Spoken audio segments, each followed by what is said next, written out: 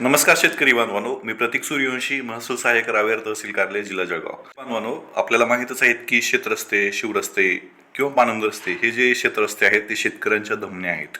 आणि या शेतकऱ्यांच्या धमन्यांबद्दल महाराष्ट्र शासनाने खूप चांगला निर्णय 14/12/2025 रोजी घेतलेला होता. 14/12/2025च्या एक जी आर प्रकाशित करून त्यांनी मुख्यमंत्री बळीराजा शेत आणि पानंद रस्ते योजना ही सुरू केली होती. या योजनेची एसओपी त्यांनी वेळोवेळी जाहीर केलेली होती आणि त्या एसओपी मध्ये काही बदल त्यांनी आज करण्यासंदर्भात एक शुद्धीपत्रक दिलेलं आहे. या शुद्धीपत्रकात नेमकं काय दिलेलं आहे आपण या व्हिडिओच्या माध्यमातून पाहणार आहोत. बघा, वेगवेगळे तर्कवितर्क या शुद्धीपत्रकाबद्दल लावले जात आहेत. मीडियामध्येही अनेक गोष्टी सांगितल्या जात आहेत, परंतु ॲक्च्युली आपण हा जी आरच पाहून याबद्दल जे काही शुद्धीपत्रक आलेलं आहे मुख्यमंत्री बळीराजा शेत पानंद रस्ता योजनेच्या संदर्भात ते पाहणार आहोत. त्यामुळे संपूर्ण व्हिडिओ पाहावा अशी मी विनंती करतो. बघा, दिनांक 25 मार्च 2026 रोजी महसूल व वन विभागांतर्गत हा जी आर आलेला आहे. हे शुद्धपत्रक आलेलं आहे पानंद रस्त्याच्या संदर्भातली हे जी आर आपण पाहू शकता. मुख्यमंत्री बळीराजा शेत पानंद रस्ता योजना ही होती. ते शेतकऱ्यांनी सर्वप्रथम समजून घेतलं पाहिजे. ही जी योजना आहे ती गाव नकाशावर दर्शवण्यात आलेल्या रस्त्यांच्या संदर्भातलंच होती. जे रस्ते गाव नकाशावर असतात यामध्ये दोन प्रकारचे रस्ते असतात. एक असतात पानंद रस्ते आणि दुसरे असतात शिवरस्ते. पानंद रस्ते आणि शिवरस्ते हे गाव नकाशावर दर्शवण्यात आलेले रस्ते असतात आणि ह्या गाव नकाशावर दर्शवण्यात आलेल्या रस्त्यांच्या संदर्भात हा निर्णय झालेला आहे. बघा, हे जे गाव नकाशावर दर्शवण्यात आलेले शिवरस्ते असतील किंवा पानंद रस्ते असतील ते अतिक्रमण झालेलं असेल, त्या अतिक्रमणाबाबत अतिक्रमण कसं काढायचं याच्या संदर्भात एक त्यांनी शुद्धीपत्रक दिलेलं आहे. आपण पाहू शकता. अतिक्रमणाबाबत आपण पाहिलं तर गाव नकाशावर दर्शवण्यात आलेले शासकीय जागेत किंवा शासकीय रस्त्यांवर जर अतिक्रमण असेल तर तहसीलदार जे काय सदर अतिक्रमण करणारे आहेत यांना 7 दिवसात नोटीस काढतील. म्हणजे 7 दिवसाच्या आत अर्जदारांनी अर्ज केल्यानंतर 7 दिवसाच्या आत नोटीस काढतील. मग ह्या नोटीसीमध्ये 7 दिवसात रस्ता मोकळा होईल का? तर नाही, होईल, 100% होईल, परंतु 7 दिवसात नोटीस काढणं बंधनकारक आहे अर्ज आल्यानंतर.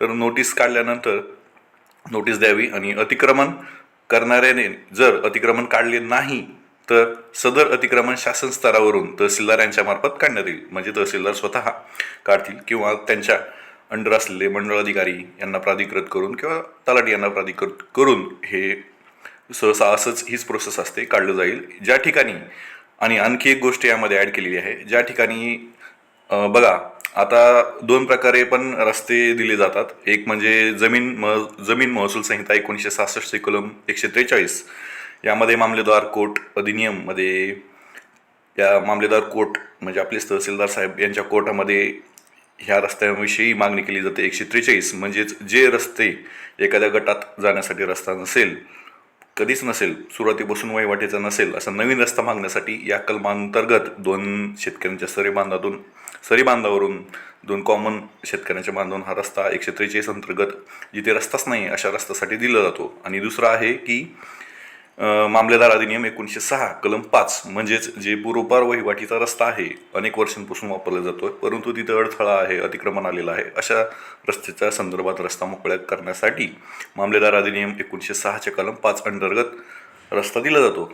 अशा 2 कलमांतर्गत रस्ता दिलेला असेल म्हणजेच व्यवस्थित आपल्या कोर्टाने, मामलेदार कोर्टाने, तहसीलदार कोर्टाने रस्ता दिलेला असेल आणि रस्ता देऊनही ह्या कलमांतर्गत तिथे जर अडथळा आलेला असेल, या 3 केसच्या बाबतीत पहिली केस कोणती की जे रस्ते गाव नकाशावर आहेत त्यामध्ये कोणते येतात? पानंद रस्ते आणि शिवरस्ते. दुसरे कोणते? 143 अंतर्गत दिलेला रस्ता आणि दुसरा कलम 5 अंतर्गत दिलेला रस्ता. अशा रस्त्यांवर जर संबंधित शेतकऱ्यांनी पीक लागवड केली किंवा अडथळा आणला आणि सदर रस्त्याचे नुकसान केले तर अशा अडथळणाऱ्या शेतकऱ्यांचीच आधार कार्ड आणि फार्मर आय डी, त्यांचा आधार कार्ड आहे किंवा त्यांचा फार्मर आय डी आहे तो 5 वर्षासाठी ब्लॉक करण्यात येईल.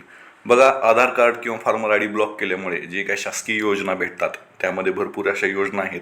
फार्मर आय डीच्या अनुसरून त्यांना मिळणारं अनुदान असेल किंवा इतर शासकीय योजना असतील, अनुदान असेल, ह्या सगळ्या 5 वर्षासाठी त्याला याचा परिणाम त्याला शेतकऱ्याला भोगावा लागेल. परंतु ह्या 3 रस्त्यांच्या बाबतीत पहिली कोणती? गाव नकाशावर असलेले शिवरस्ते, पानंद रस्ते. दुसरे जमीन महसूल संहिता 1966च्या कलम 143 नुसार मंजूर रस्ते आणि मामलेदार कोर्ट अधिनियम 1906च्या कलम 5 नुसार मंजूर रस्ते या तीन केसेसच्या बाबतीत जर शेतकऱ्यांनी अडथळा केला तर अशा जे काही अडथळा करणाऱ्या शेतकऱ्यांना त्यांचे जे काही आधार कार्ड आहे किंवा त्यांचे जे काही फार्मर आहे 5 वर्षासाठी ब्लॉक केला जाईल आणि त्यांना कुठल्याही शासकीय मदत त्यांना यापासून मिळणार नाही. हा एक बदल, हे एक शुद्धीपत्रक त्यांनी केलेलं आहे. दुसरा बदल महत्त्वाचा जर कोणता असेल तर यामध्ये आपण पाहिलं की सदर जी योजना आहे ती सदर योजना शेतकऱ्यांना स्वतःहून भूसंपादन करण्याची इच्छा असेल, म्हणजे अनेक असे शेतकरी असतात की ते चांगल्या हेतूने शेतकऱ्यांना मदत व्हावी यासाठी स्वतः आपली जी काही जमीन आहे ती जमीन इतरांना म्हणजे वहिवाटीसाठी देतात. त्या वहिवाटीसाठी देण्यासाठी त्यांना दानपत्र, बक्षीसपत्र, हक्क सोड करणं हे गरजेचं आहे. हे करत असताना 7-12 उतार्यावर नोंद घेत असताना, म्हणजे शासकीय रस्त्यांसाठी हे जमीन देत असताना त्यांची जी काही जमीन आहे ते 7-12 उतार्यावर जे काय प्राधिकृत करणं गरजेचं होतं. ग्राम महसूल अधिकाऱ्यांना प्राधिकृत करण्यात येत होतं आणि ते या गोष्टीची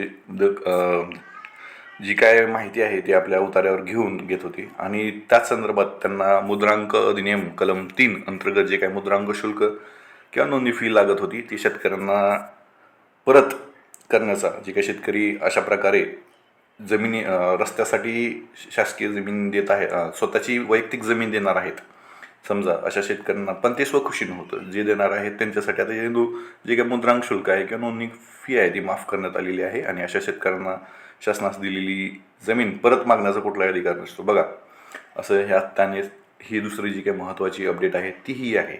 आणि तिसरी महत्त्वाची अपडेट म्हणजे जी काय आहे ते विधानसभा सदस्य, म्हणजे जे काय आपले जो काही निर्णय झालेला होता की तुमच्या विधानसभा क्षेत्रामध्ये क्षेत्रस्तरीय समिती स्थापन होणार होती. या विधानसभा क्षेत्रस्तरीय समितीमध्ये तुमचे त्या स्थानिक लेवलचे जे काय आमदार साहेब आहेत ते, पुन्हा SDM साहेब आहेत, असे वेगवेगळे आणि 5 जे काही आधुनिक शेतकरी आहेत, पुढारलेले शेतकरी यांचा समावेश करण्यात येणार होता.